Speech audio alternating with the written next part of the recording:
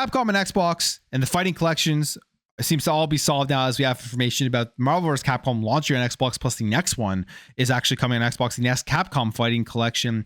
You remember there was a big kerfuffle about that when they did announce it and it was missing the Xbox One, but we'll go over all of that stuff. Avowed, we have more information about it, and a lot of people who are looking forward to the FPS and everything, all that has been answered. The game looks phenomenal. We have even more information on some of the mechanics within the game itself. Lots of information on the Nintendo Switch 2 pricing. They're potentially thinking about the exclusives as well as third-party games. We'll talk about that.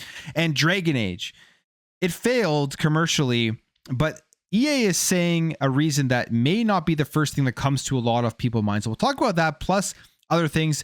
But if it's your first time here, you like to stay updated on everything in the gaming world, make sure to hit the subscribe button, share the video, all of that type of stuff. I see a lot of you who watch are not subscribed, so I would really appreciate that. Let's jump into it. Let's talk about Marvel vs. Capcom Fighting Collection. You remember when it was announced, it got announced for Steam, for the Nintendo Switch, as well as for the PlayStation 4. If you want to play it on the PS5, it was available via backwards compatibility, but it was mysteriously missing Xbox. A lot of people came up with different reasonings. One of the things you saw pushed online was that Capcom just didn't think there was any worth on releasing it on the Xbox because there's not enough console players.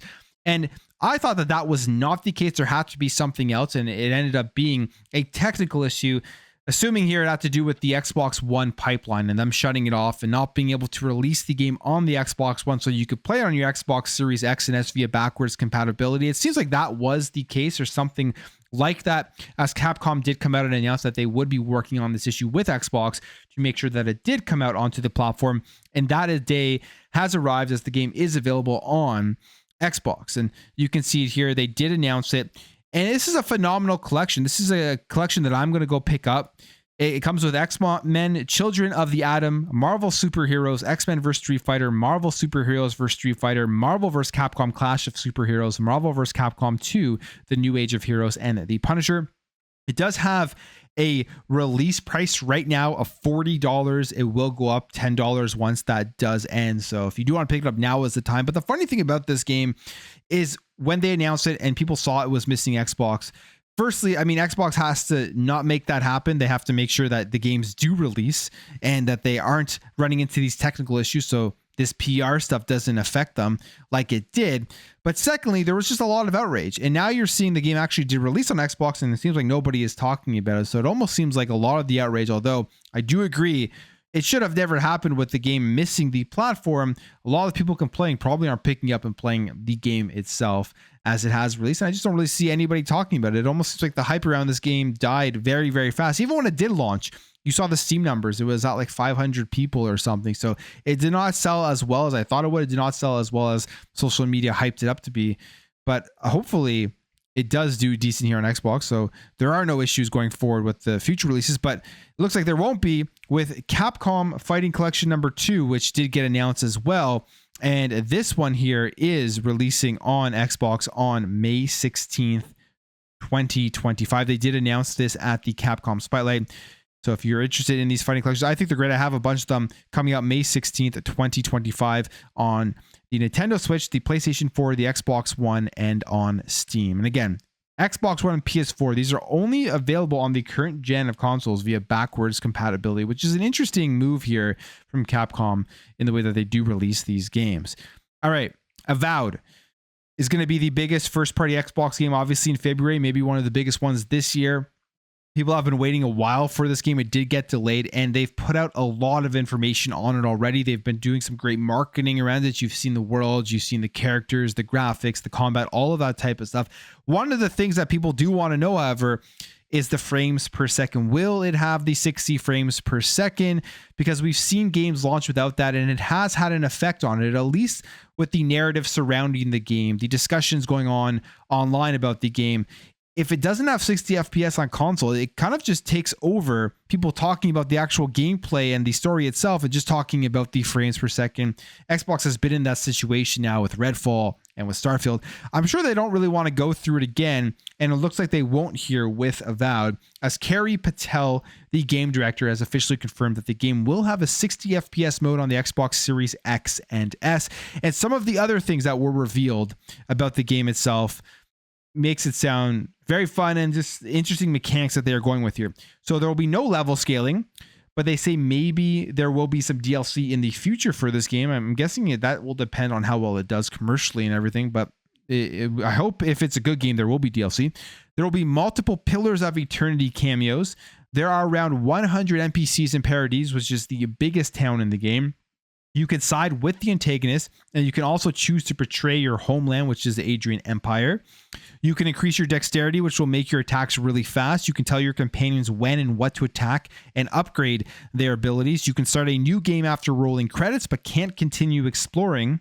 There is a point of no return in this game itself. You can dual wield a wand and a pistol, and you can kick, but that is not your only way of yeeting. And we have some more pictures here from the game. The game looks beautiful graphically. I love all the colors and everything. The combat looks fun. There was major improvements from the first time we ever saw the game's combat to future videos, and they're doing a lot of marketing on it. You're seeing the embargo. It's going to be a few days in terms of the reviews before the release of the game. That just kind of signals to me that they're very confident in this game. So I'm pretty confident this is going to be turning out to be another great RPG here from Obsidian. I can't wait to jump in and play it on day one. All right, the Nintendo Switch 2. There's a lot of discussions around it. We're going to be talking way more about this console now up until the release of it. And we got a bunch more information or some hints here as to what we can kind of expect with the Nintendo Switch 2 and the launch of it. First of all, pricing. Pricing is a big thing with the Nintendo Switch 2. The first one released at $299 USD, and I feel like the price of the Switch 2 has to be kind of within that range, maybe $399 max. And it does seem like Nintendo commenting on what they kind of want to price it at is leaning in that direction, that it has to be within the expectations of Nintendo Switch fans. This was the head here of Nintendo, Shintaro Furukawa, commenting on what he expects the pricing to be around. And he notes that the affordability that our customers expect from Nintendo products, and the company needs to take all these factors into account when considering the price of its products. I feel like $399 is the absolute sweet spot for this if they're going to make it more expensive than the launch of the Nintendo Switch back in 2017. I mean, economic factors, it's going to have more technology and all those things play into that, but it's not going to be even near the Series X or the PS5 in terms of like the power and everything.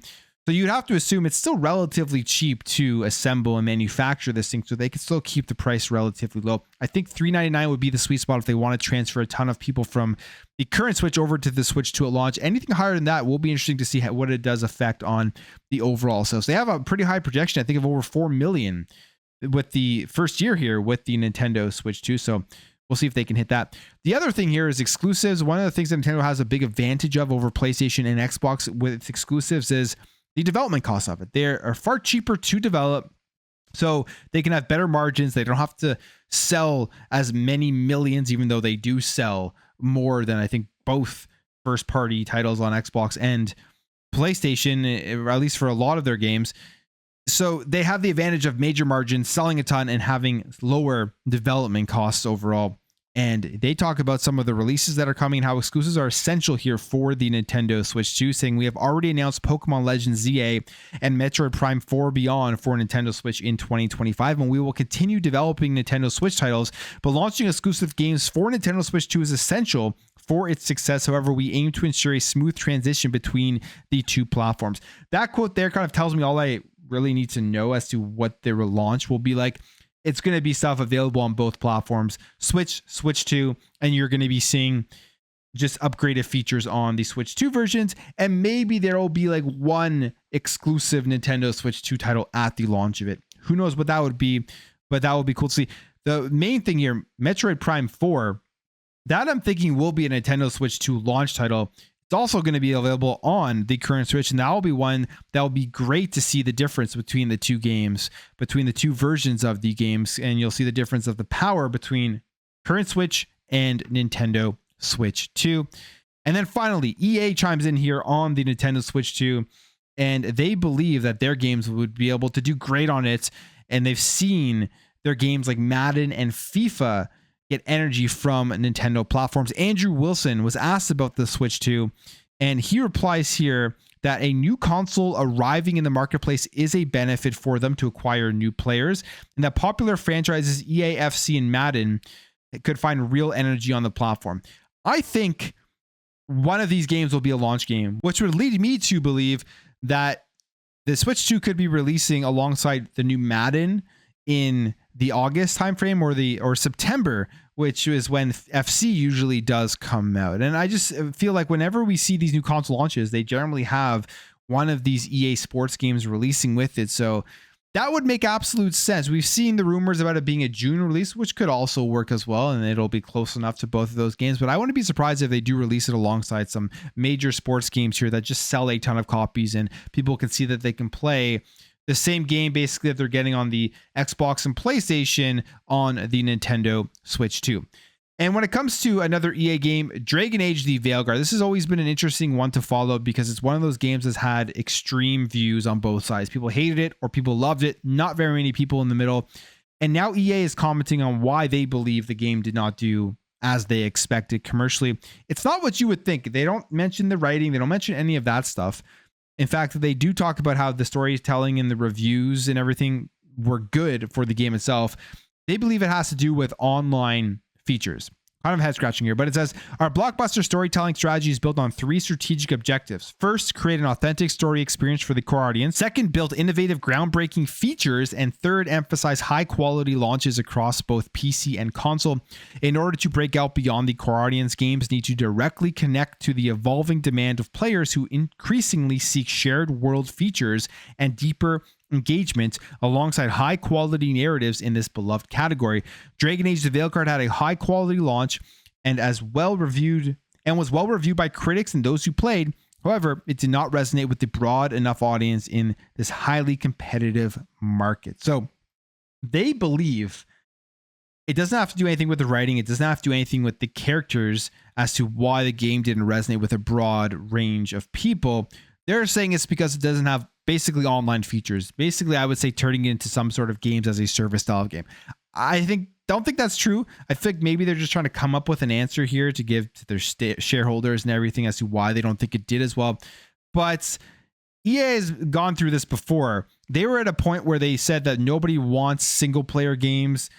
Everyone was against that. And then they've done a complete reverse course and they've released lots of great single player games. Now they're mentioning here the reason their single player game failed is because there wasn't anything online. I don't know if I buy it. I don't think that would have really saved Dragon Age The Veilguard. Or we have some sad news here if you're a fan of Iron Galaxy, especially if you're a fan of Killer Instinct and you're hoping that a new one was going to be built from the ground up by them.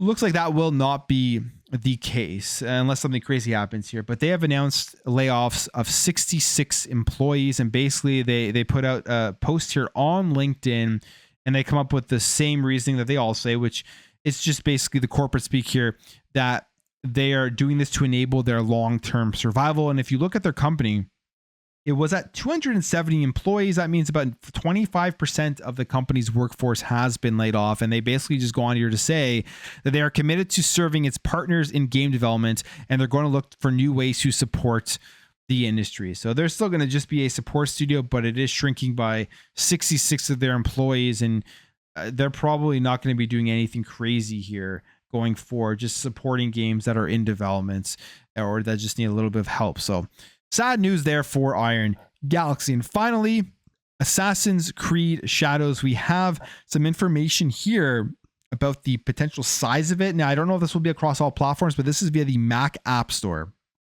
And it's huge, at least in downloads on the Mac App Store. It'll probably be similar to this across the other platforms, but it is 123.2 gigabytes in size, which they say here is more than double of the recent installments of Valhalla and Odyssey. 50 gigabytes and 45 gigabytes only, which is kind of crazy because they did say this game in terms of the size of the map, I believe is kind of closer to Origins, which would mean all of these extra gigabytes are coming in the actual details of the world. That's kind of exciting. That's kind of exciting to me. If they're shrinking down the map a bit, because Valhalla was massive, huge game, lots to do in it, but they're shrinking that down and just putting more details into their open world, which their open worlds are all very detailed, or at least their recent games that they have put out. If you played Avatar or Star Wars Outlaws, very detailed open worlds. Looks like they're bringing all of that in here to Assassin's Creed Shadows. And everything we've seen about this game, gameplay wise, at least, and from the environments that they've shown off, I think it looks very, very good. So I'm very excited for this game. It's going to be a big file size as it does release in March. But I'll end the video there. If you did enjoy this video, hit that thumbs up. If you're new here, hit that subscribe, and I'll catch you guys in the next video.